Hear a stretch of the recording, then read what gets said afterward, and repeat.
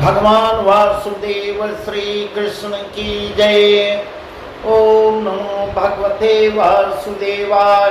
ओम नमो भगवते वासुदेवाय। श्री कृष्ण गोविंद हरे मुरारी, हे नाथ नारायण वासुदेव। श्री कृष्ण गोविंद हरे मुरारी, हे नाथ नारायण वासुदेव।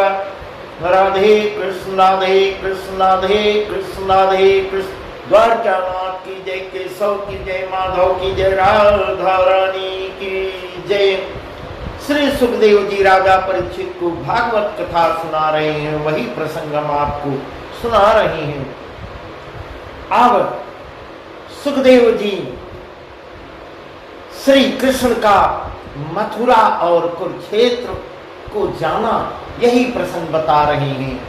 कह रहे हैं, हे राजन, अब मैं प्रभु के कुरुक्षेत्र जाने की कथा करता हूँ, ध्यान लगा के सुनो। जैसे द्वारका से सभी यदुवंशियों को साथ लेके श्री कृष्ण और बलराम जी सूर्य ग्रहण नहाने के लिए कुरुक्षेत्र को जाते हैं, इस प्रकार एक समय सूर्य ग्रहण का समाचार पाके श्री कृष्ण और बलदेव जी ने राजा उग्रसेन के पास जाते हैं और उनसे जाने की इजाजत लेते हैं। बहुत दिन बाद सूर्य ग्रहण आया है, जो इस पर्व को कुरुक्षेत्र में चलकर स्नान करें तो बड़ा पुण्य होगा, क्योंकि शास्त्रों में लिखा है, ऐसा वर्णन किया गया है कि कुरुक्षेत्र में जो दान पुण्य करेंगे तो सहस्र गुना उसका फल मिलता है। ऐसी बात सुनते ही सब यदुवंशी श्री कृष्ण जी के साथ लग लेते हैं और पूछते हैं, महाराज, इस प्रकार प्रश्न भी करते हैं, महाराज, कुरुक्षेत्र ऐसा तीर्थ कैसे हुआ? कृपा करके हमसे समझा के कहिए। तब भगवान वासुदेव कहते हैं, जमदग्नि बड़े ज्ञानी तपस्वी थे, उनके 3 पुत्र हुए, उसमें सबसे बड़े परशुराम थे। जमदग्नि परशुराम जी के पिताजी का नाम था। परशुराम जी उनके बड़े बेटे थे, जो बैराग्य ले घर छोड़कर चित्रकूट में जाके रहने लगे और हमेशा शिव जी की तपस्या में लीन हो गए। लड़कों के होते ही जमदग्नि ऋषि गृहस्थ आश्रम छोड़ वैराग्य ले स्त्री सहित वन में जाकर तप करने लगे। उनकी स्त्री का नाम रेणुका था।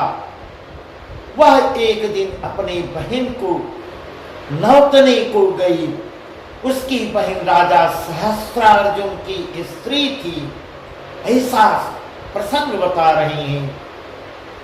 रेणुका की बहन जो है सहस्त्रार्जुन की पत्नी थी और निमंत्रण देते ही अहंकार करता है सहस्त्रार्जुन। सहस्त्रार्जुन की रानी रेणुका की बहन हंसकर बोली, बहन, तुम हमारे सेना समेत क्या सबको न्योता नहीं दोगी तो न दो। यह बात सुनकर रेणुका अपना सामूले चुपचाप वहां से उठकर अपने घर को चली आती है। और इस प्रकार उदास देख जमदग्नि ऋषि ने पूछा कि आज क्या बात है, रेणुका क्यों उदास हो, जो तुम अनमनी सी लग रही हो। ऐसी बात के सुनते ही, हे महाराज, बात के पूछते ही रेणुका की आंखों से आंसू बहने लगे और रोकर ज्यों की त्यों बात कही। सुनते ही जमदग्नि ऋषि ने स्त्री से कहा कि अच्छा, तू जाके अभी अपनी बहन को उसको समेत समस्त दल बादल पूरे कटक समेत निमंत्रण दे के आ जाओ। और पति की आज्ञा पाकर रेणुका बहन के घर दोबारा जाती है और निमंत्रण दे आती है। उसकी बहन ने अपने स्वामी से कहा, सहस्त्रार्जुन से कहा कि तुम्हें दल समेत जमदग्नि ऋषि के यहाँ भोजन करने जाना है। स्त्री की बात सुनकर वह कहता है, अच्छा, कहकर हंस रहा है और चुप हो रहा है। भोर होते ही जमदग्नि उठी। जमदग्नि ऋषि उठकर राजा इंद्र के पास जाते हैं और कामधेनु मांगते हैं। कामधेनु लेके चले आते हैं। सहस्रार्जुन को बुला लाई। वह कटक समेत आता है। उसे जमदग्नि ने अच्छा भोजन करवाया और समस्त दल बादल समेत समस्त दल बादल समेत आया। उस दिन उसे जमदग्नि ने अच्छा भोजन करवाया। इस प्रकार ऐसा सुखदेव जी कह रहे हैं, हे राजन, भोजन कर राजा सहस्रार्जुन बहुत ही लज्जित होता है और मन ही मन कहने लगा कि इसने इतने लोगों की सामग्री रात भर में कहां से इकट्ठा कर ली, और मन ही मन बेचैन होने लगा, कैसे बनाई है, इसका भेद कुछ जाना नहीं जाता। इतना कह वह विदा भी होता है और उसने घर जाके एक ब्राह्मण को जमदग्नि ऋषि के घर भेजा, इसका भेद ले आओ। उसने किसके बल से एक दिन के भी अंदर इतनी बड़ी कटक, इतनी बड़ी सेना को, हमारे सेना को खिला लिया। मुझे आश्चर्य लग रहा है। मुझे पूरे सेना समेत निमंत्रण दिया था। सुनते ही ब्राह्मण जाके देखता है और आके सहस्रार्जुन से कहता है, महाराज उसके घर में तो कामधेनु है, उसी के प्रभाव से तुम एक दिन में पूरे सब कटक समेत निमंत्रण से संतुष्ट हुए। यह समाचार पाकर सहस्रार्जुन उसी ब्राह्मण से कहता है, देवता तुम जा हमारी ओर से जमदग्नि ऋषि से मेरा समाचार कहोगी। सहस्रार्जुन ने गाय मांगी है, अब उसको लालच पैदा हो जाती है। हे राजन, इस बात के सुनते ही वह ब्राह्मण संदेश लेकर फिर ऋषि के पास जाता है और उसने सहस्रार्जुन की बात कही। ऋषि बोले, यह गाय हमारी नहीं है, या हम तो किसी से मांग के ले आए हैं, हमारी नहीं है, तो मैं कैसे दे दूं? यह तो राजा इंद्र की है, इसे हम नहीं दे सकते। तुम जाके अपने राजा सहस्रार्जुन से कह दो। सुनते ही ब्राह्मण ने जा सहस्रार्जुन से बात सुनाया। ऋषि ने कहा कि कामधेनु, इस प्रकार पूरी बात जाके वह ब्राह्मण सहस्रार्जुन को सुनाता है। ब्राह्मण के मुख से इतनी बात निकलते ही सहस्रार्जुन अपने कितने योद्धाओं को बुला के कहा, तुम अभी जाके जमदग्नि के घर से कामधेनु जबरदस्ती खोल ले आओ। इस प्रकार ऐसा आदेश देता है। ऐसी आज्ञा पाकर समस्त योद्धा ऋषि के स्थान पर गए और कामधेनु को खोल जमदग्नि के घर से चल देती हैं। तो ऋषि ने दौड़कर रास्ते में आके खड़े हो जाते हैं और कामधेनु को रोकते हैं। समाचार जब पाता है सहस्रार्जुन, तो वह आके ऋषि का सिर काट डाला। ऐसा प्रसंग सुखदेव जी राजा परीक्षित से बता रहे हैं। हे राजन, वह इतना क्रोध करता है कि जमदग्नि ऋषि का सिर काट डालता है। कामधेनु को लेकर चल देता है और कामधेनु वहां रास्ते से उसको छुड़ा के भाग जाती है। कामधेनु इंद्र के पास चली जाती है। रेणुका पति के आगे खड़ी हुई और पति को देख देख कर विलाप करने लगी, रोने बिलखने लगी। सिर खसोट लोटत फिरे बैठ रही गही पाय, सिर खसोट लोटत फिरे बैठ रही गही पाय, छाती पीटे रुदन करिए पी पी कही दिल खार, पी पी कही दिल खार। इस प्रकार छाती पीट पीट के रोने लगी और विलाप करने लगी। रेणुका का बिलक बिलक कर रोना, विलाप सुन दसों दिशाओं के दिक्पाल कांप उठते हैं। ऐसा सुखदेव जी राजा परीक्षित को बता रहे हैं। हे राजन, और परशुराम जी तपस्या कर रहे थे, अपने आसन में लीन थे, उनका आसन भी हिलने लगा। तब परशुराम की आंख खुलती है, ध्यान से अपनी जागते हैं और ध्यान छोड़ते ही ज्ञानाकार परशुराम जी अपना कुठार उठा वहां से इतने क्रोधित होके जहां पिता की लोथ पड़ी थी वहीं माता खड़ी रो रही थी। देखते ही परशुराम को परशुराम जी अपने उग्र रूप में आ जाते हैं और इतने क्रोधित हो जाते हैं, महाकोप कर जाते हैं। इतने में रेणुका ने पति के मारे जाने का सब भेद पुत्र को रो रो के सुनाया। यह सुनते ही परशुराम जी ने इतना कहा कि माता, पहले मैं अपने पिता के बैरी को मार के आता हूं, तब आके पिता को उठाऊंगा। ऐसा संकल्प परशुराम जी लेते हैं और सहस्रार्जुन की सभा में जाते हैं और ललकारते हैं। परशुराम का क्रोध देखकर पृथ्वी हिलने लगी। अरे क्रूर कायर कुलद्रोही, अरे क्रूर कायर कुलद्रोही, तात मार दुख दीनो मोही।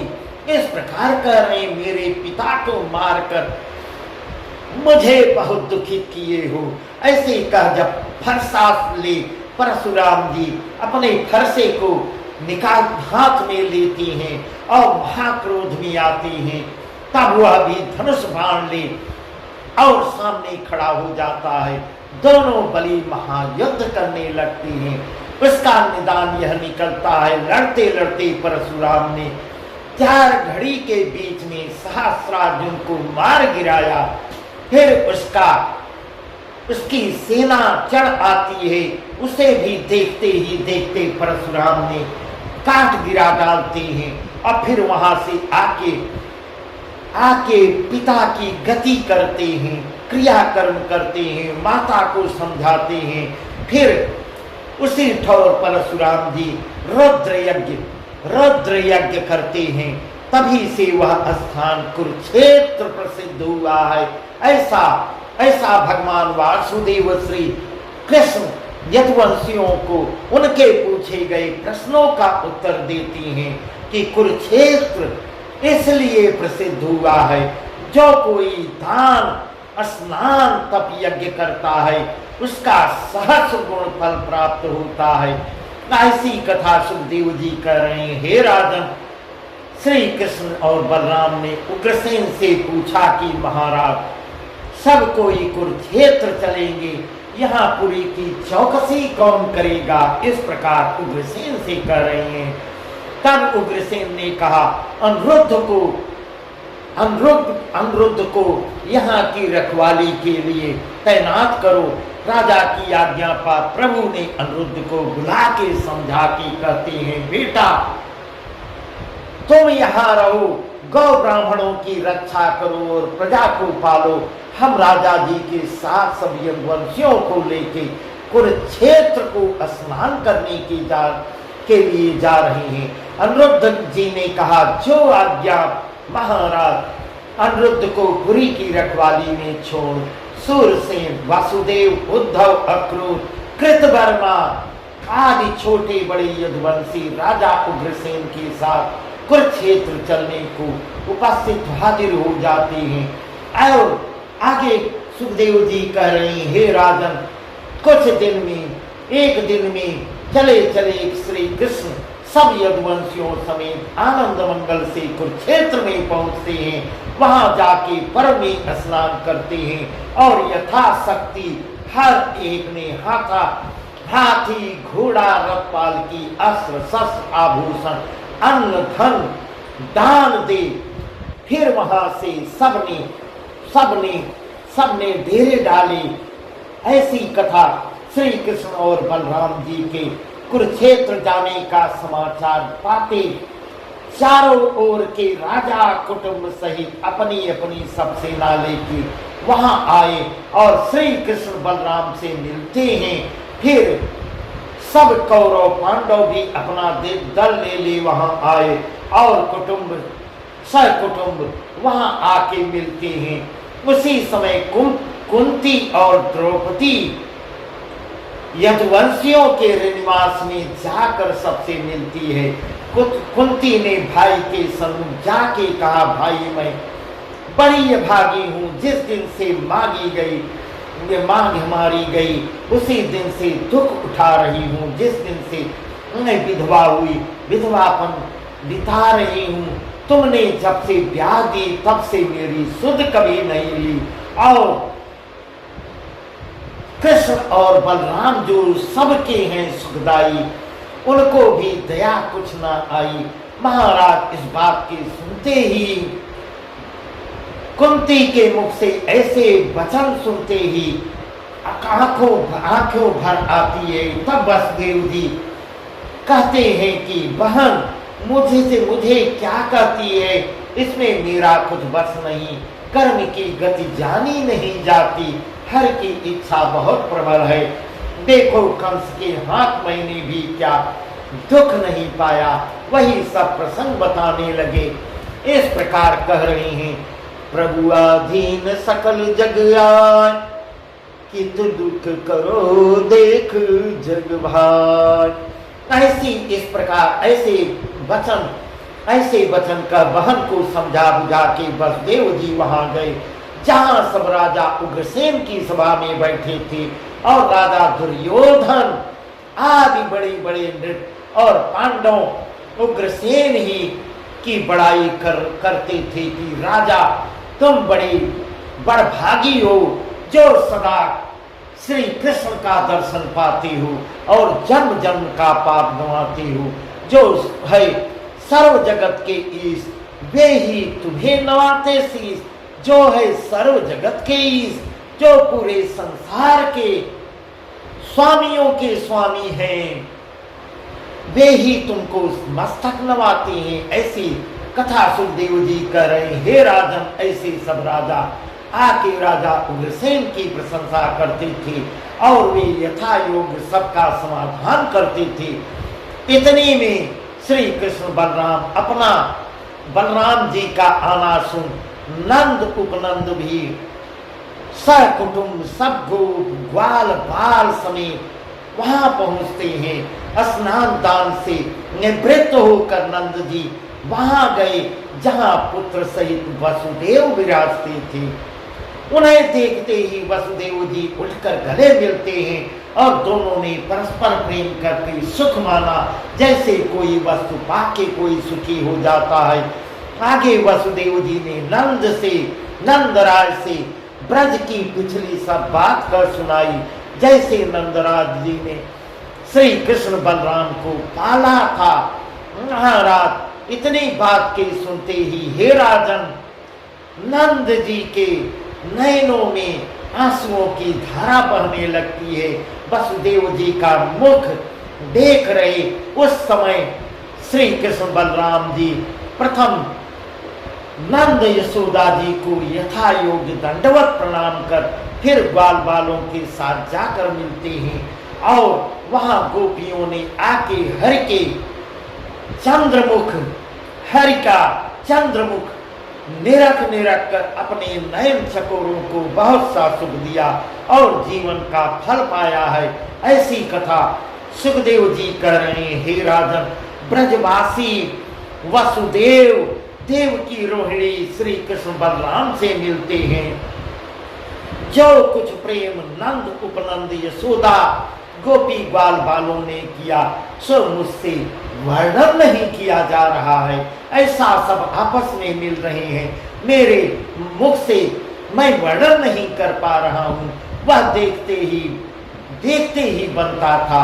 उसका निदान यह सब को स्नेह में अति व्याकुल देख श्री कृष्ण कहते हैं, मेरी भक्ति जो प्राणी करे भव सागर निर्भय सो तरे।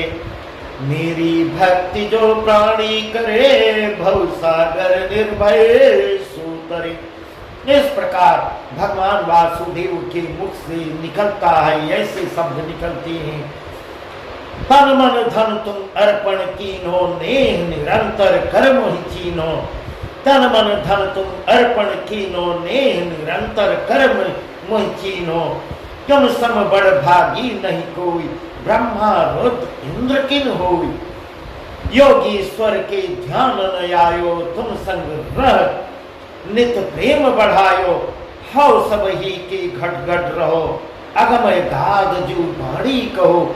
जैसे तेज जल अग्नि पृथ्वी आकाश का देह में है वास, वैसे सर्व घट में मेरा भरा है प्रकाश। इस प्रकार भगवान वासुदेव के मुख से ऐसे ऐसे वचन निकल रहे हैं, ऐसे उनके सुखदेव जी कह रहे हैं, हे राजन, जब श्री कृष्ण ने यह सब रहस्य सबको सुना दिया, तब सब ब्रजवासियों को धैर्य हुआ। और इस प्रकार भगवान वासुदेव श्री कृष्ण की जय। बस आज की कथा यहीं तक, आगे का प्रसंग बहुत ही सुंदर है। हरि भगवान वासुदेव पटरानियों द्वारा श्री कृष्ण का, पटरानियां उनका गुणगान करती हैं। सुभद्रा का हरण है, बहुत अच्छे अच्छे प्रसंग है जो हम आपको आगे कल सुनाएंगे। भगवान वासुदेव श्री कृष्ण की जय। ओम नमो भगवते वासुदेवाय। ओम नमो भगवते वासुदेवाय। श्री कृष्ण गोविंद हरे मुरारी, हे नाथ नारायण वासुदेव। श्री कृष्ण गोविंद हरे मुरारी, हे नाथ नारायण वासुदेव। राधे कृष्ण राधे कृष्ण राधे कृष्ण राधे कृष्ण। द्वारका नाथ की जय, केशव की जय, माधव की जय, राधा रानी की जय।